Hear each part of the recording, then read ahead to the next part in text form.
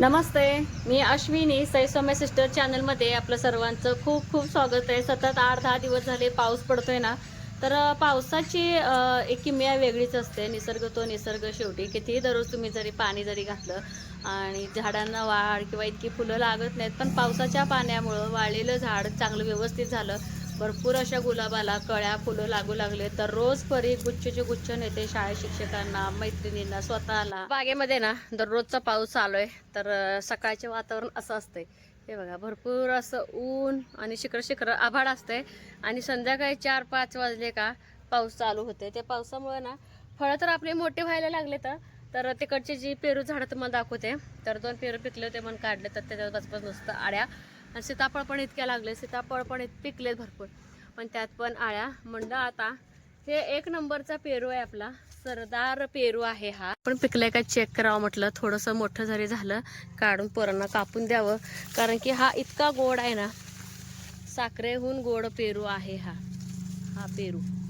तर हा पेरू खराब झाला की नाही मग काय खरं नाही। हे बघा, भरपूर आहेत ह्या झाडाला पेरू, खूप असे पेरू आहेत ह्या झाडाला। मनी प्लांट दाखवायचं राहिलं, खूप दिवस झालं। किती छोटू राम होता हा, आता मनी प्लांट पावसानं बऱ्यापैकी वाढलंय। त्या बारकीचं चाललंय तिथं अभ्यास, आणि भरपूर अशी ना कळ्या फुलं आणि सगळे ना पावसामुळे किचकिचल्यासारखे झालेत हे फुलं। आणि आज इतकं ऊन आहे ना, खूप ऊन आहे। आणि गणेश फूल पण चांगलं बहरलं गेलेलं आहे।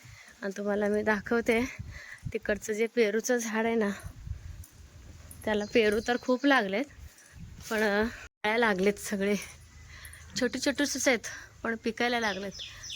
यांना म्हणणार येतात थोडं थोडं जरी कलर आला काढून टाकूया आणि मुलांना देऊया खायला। सीताफळाचं पण तसं झालं, हे बुरशी चढली ह्याला, तेव्हा खाण्यायोग्य काही नाहीच। आणि दुसरी गोष्ट, कामाच्या नादामध्ये केळी कधी हे बघा आले काय कळलंच नाही। तर इकडचं पण ना केळफूल पूर्ण केळी आलंय, हे बघा।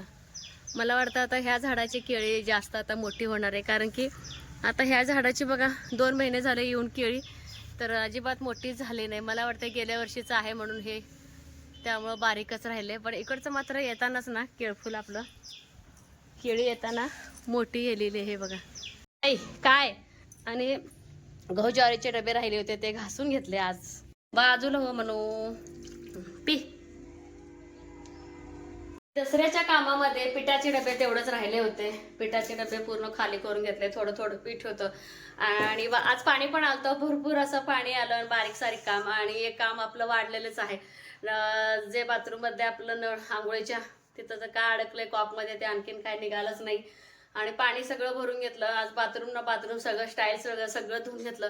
अक्षरशः ब्रश ठेवायचं, ब्रशदाणी असतं का, ब्रशदाणीपासून नारळाच्या मध्ये साबणाच्या खोक्यापासून सगळं आपल्या दसऱ्याचं काढून झालं। काहीच म्हणून एक डबडं सुद्धा राहिलं नाही घासायचं। होईल थोडं करतच राहिले। आणि दुसरी गोष्ट, आता फक्त काय राहिलंय, जर घासण्या पुसण्यापासून जर बोललं तर माझ्या मशीनचे सुई दोऱ्याचे डबे 2 आहेत, तर ते तेवढंच राहिलेले। आणि सकाळी स्वयंपाक चपात्या वगैरे सगळे बनवले होते, चपाती भात भाजी बनवायची होती। पाणी आलं होतं चांगलं, पाणी 2 तास होतं, तर भाजी बनवायचं का हा एक दररोज प्रश्न पडतो। पूर्वी भाजीला काय नसायचं बघा, त्यावेळेस बाया मटकी भाजायच्या सरळ तव्यावरती, मटकी भाजून खलबत्त्यात बारीक करायच्या। तसं मी आता मटकी भाजलेली, आमच्या सासऱ्यांना खूप आवडायचं, त्यांनी गेल्यापासून जास्तीचं बनत नाही भाजी, पण म्हटलं चला आता बनवूया, मटकीचीच कालवण करूया, मटकीचं कालवण म्हणतात त्याला। तर मी पण तव्यामध्ये छान भाजून घेतलंय, आणि मी खलबत्त्यामध्ये नाही पण मिक्सरमध्ये थोडंसं अबडधोबड करणार आहे। कांदा टोमॅटो भरपूर, लसूण खोबरं कढीपत्ता असं या आमटीला लागते, तर चला मिक्सरमध्ये बारीक करून घेते। आणि भरपूर असं ऊन पडलंय आणि कामाच्या दगदगीनं पण आता ना एकदम विकनेसपणा आणि ते पडल्याचं दुखणं सगळं एकत्र असं आलेलं आहे। तर आज बघू, जर गेले तर मी आज दवाखान्याला जाणार आहे, कारण की काय होतंय, मुक्का मार जो लागलेला असतो तो खूप दुखत असतं। एखादी जखम झाली तर ते काही वाटत नाही, पण मुक्का मार जर लागलं असते ना दिवसभर काय एवढं वाटत नाही, पण रात्री आपण जेव्हा झोपतो ना, ह्या अंगावरचं त्या अंगावर लवकर होता येत नाही, इतकं कळ येतं ते। जमल्यास मी आज दवाखान्याला जाणारच आहेत, कारण की सगळी कामं झालेली आहेत। आणि मला माहिती होतं की असं पाऊस लागणारच आहे, घटासाठी मी 8 दिवस आधीच माती आणून ठेवलेली. हे एक माझ्यासाठी फायदा झालाय. ना तर सगळीकडे एकसारखा पाऊस, चिखल चिखल. थोडंसं आधी नियोजन करून ठेवते मी, सुतक पडो अगर न पडो. माती आधीच मी आणून ठेवली होती. थोडंसं नियोजन केलं का कुठले काम खूप सोपं होऊन जाते माझं. तर चला मला हे बारीक करून घेते आणि शॉर्टकट तुम्हाला आमटीची रेसिपी दाखवते. तर हे बघा, जिरे मोहरी टाकले आणि कढीपत्ता, कांदा, टोमॅटो मध्ये अशी भरवते. असं जास्त बारीक पण नाही आणि मोठं पण नाही. आणि कांदा टोमॅटो व्यवस्थित भाजून घ्यायचं. लसूण खोबरं, तर लसूण खोबऱ्याचं एंडच केलंय. आता फ्रेश करायचं आणि ह्याच्यामध्ये ना आपलं हळद मिक्स केले, लाल तिखट आणि आपला मसाला. तिखट येण्यासाठी थोडंसं पाणी घालून शिजवते. आणि ही भाजी आहे ना नॉनव्हेजपेक्षा कमी लागत नाही. तर कांदा भाकरी वगैरे जर असं चुरून खाल्लं ना एक नंबर असं हे लागतंय. तर जेव्हा जेव्हा करते तेव्हा तेव्हा मला अण्णांची आठवण येतेच, म्हणजे येतेच. तर आता हे ह्याच्यामध्ये ना मिक्स करते आणि बाकीची छान कट आणि छान ह्याला ना एक 5-10 मिनिटं उकळी काढायची बरं.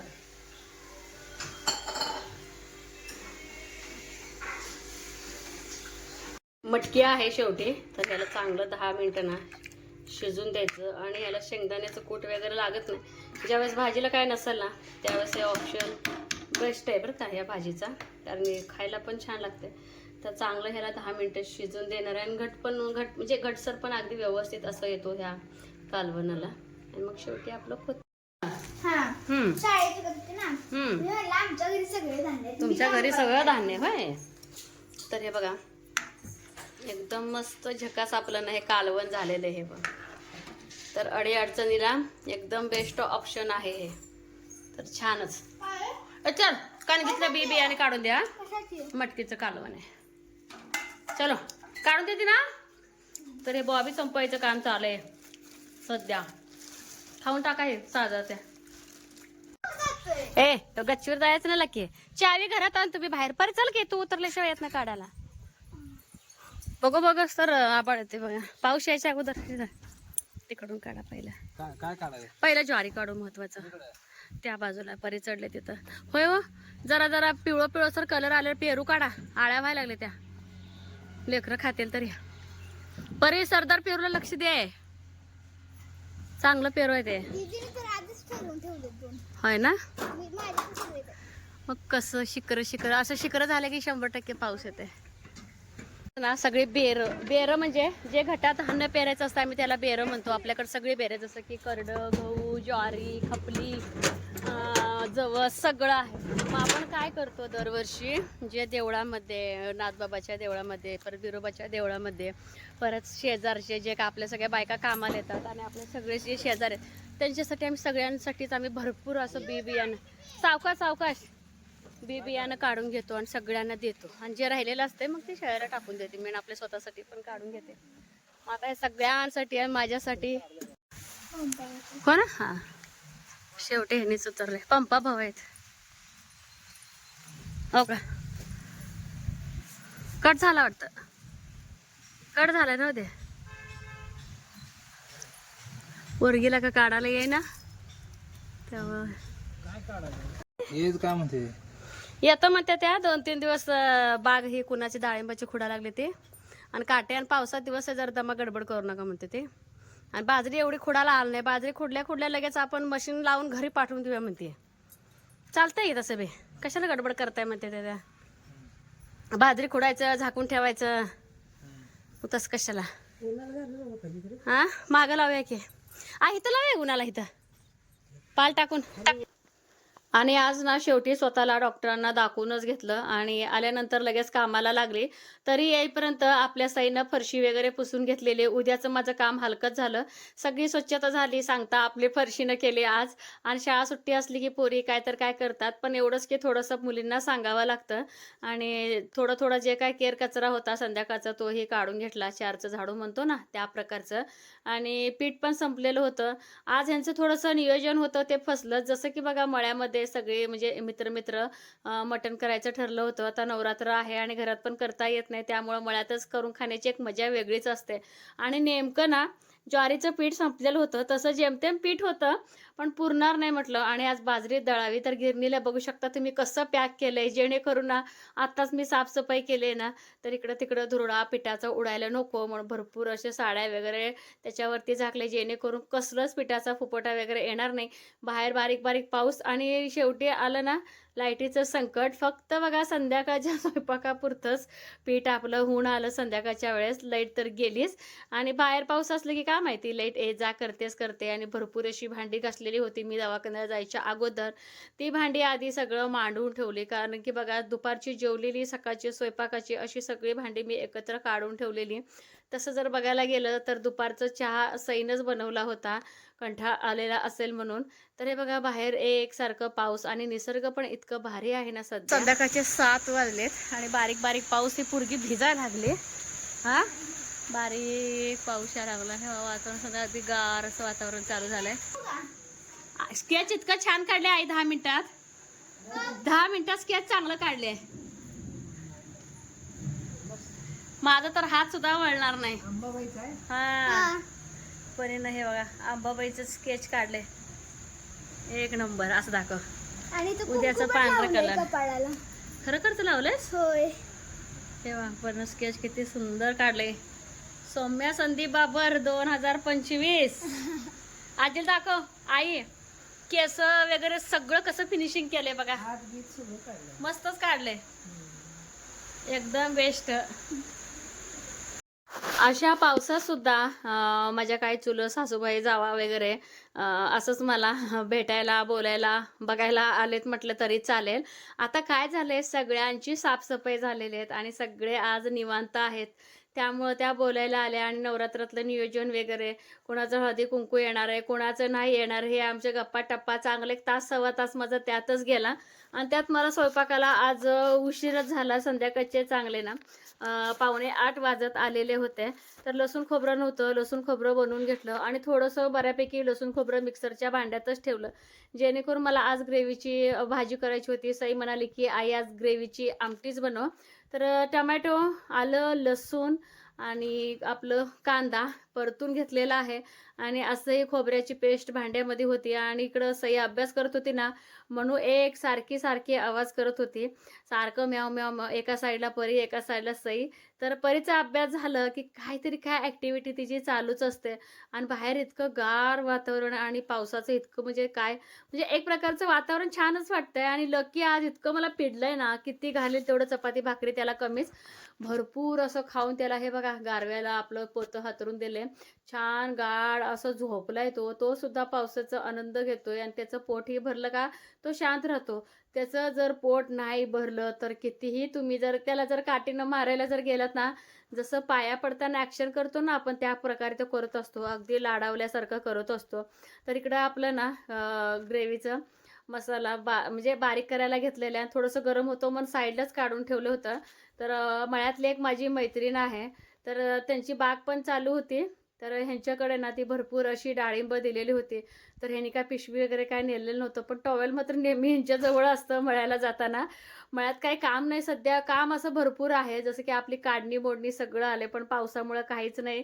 पण जाऊन लक्ष द्यावं लागतं. तर टॉवेलमध्येच ह्यांनी भरपूर अशी डाळिंब आणली. चांगली ना 3-4 किलोच्या पुढं डाळिंब होती. दिसायला तुम्हाला असं दिसतील, पण आत अगदी लाल बुंद टपोरे असे ना डाळिंबाचे दाणे आहेत. ते आता खाणं अशक्य आहे, पण उद्याच खाणार आहे मी. एका साईडला दूध तापवायला ठेवलं होतं आणि आपली ग्रेव्ही गार झाल्यानंतर ती मला दळून घ्यायचं आहे. आणि इकडं ना उद्या दही लावायचं आहे. अगदी कोमट दूध असं करून घेतलं आणि त्यात विरजण लावायचं आहे. आज अमावस्या, परी सगळ्या घरात ना अगरबत्ती लावून आपलं दिवा वगैरे लावलेली होती. ग्रेव्हीची भाजीची रेसिपी काय सांगायला नको, सगळ्यांनाच माहिती आहे. जास्त पातळ पण नाही, घट्ट पण नाही, 4-5 वाट्या जेमतेम अशा प्रकारची मी भाजी बनवली आहे. तर आज बाजरीची भाकरी करायची होती ना, त्यामुळं हे थोडंसं मी बेत केलेलं आहे. तर खूप छान लिंबू पिळून मला ही ग्रेव्हीची भाजी आणि भाकरी आणि बाहेर गार पाऊस आणि गरम-गरम जेव्हा स्वयंपाक करताना मुलं किंवा आई जेवतात ना, तेव्हा मला खूप आनंद होतो. चला आपण इकडे गरम-गरम स्वयंपाक करतो आणि हे जेवतात.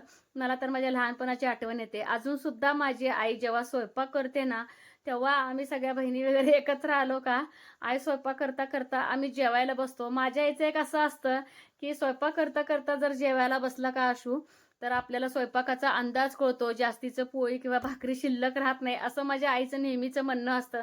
तर ते मला नेहमी आठवतं, किती जरी आपण मोठं झालो, की आई-वडिलांची जी शिकवण असते ना, ती आठवण येते म्हणजे येतेच. जे आपण केलंय ते माझ्या मुलांच्यात म्हणजे अनुकरण मी बघत असते माझं लहानपण. तर जेवण वगैरे सगळं झाल्यानंतर आज भांडी आतच घासली. बाहेर पाऊस होतो शक्यतो मी बेसिनमध्ये भांडे घासत नाही. पण असं इमर्जन्सी घासते. गॅस वगैरे स्वच्छ परत एकदा धुवून पुसून घेतला. उद्या घट पण बसायचे आहेत. त्यामुळं आणखीन क्लिअरली सगळं किचन स्वच्छ साफसुथरं असं करून घेतलेलं आहे. तर असा आमचा आजचा दिवस गेला. कसा वाटला आजचा ब्लॉग हे मात्र सांगायला अजिबात विसरू नका.